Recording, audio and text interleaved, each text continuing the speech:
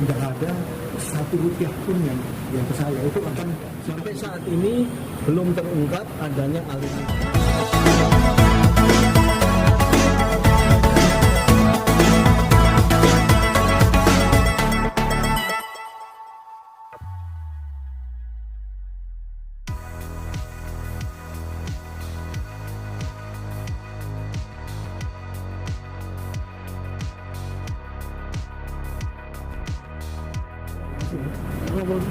Gimana variasinya puasnya? Ya sama sekali kalau dikaitkan saya nggak nyambung gitu. Karena semua transaksi nggak ada Rp1 pun yang ke saya. Itu akan kita buktikan nanti di forensik keuangan nanti. Untuk saksi-saksi sendiri minta tahunnya nggak sih Pak? Kan tadi tidak ada tidak ada yang tidak pernah ketemu saya, nggak kenal saya kan? Iya benar. Semuanya. Sini. Terima kasih ya. Ya, oke siap. Oke Mas. Ya gini ya, pertama bahwa untuk yang selain dana Mas itu tidak ada aliran ke Pak Nur.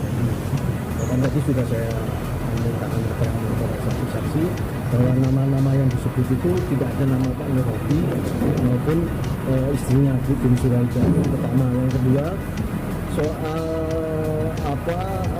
pertemuan saksi Mujiono tadi dengan Pak Nur Hadi sudah dibantah oleh Pak Nur karena sebagai PNS itu kan jam kerja. Pak Nur dan Bu Tin pasti tidak ada di rumah karena itu adalah jam kerja mereka sebagai PNS.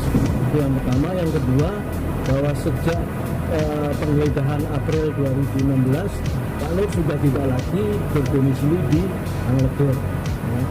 Itu yang kedua. Terus kemudian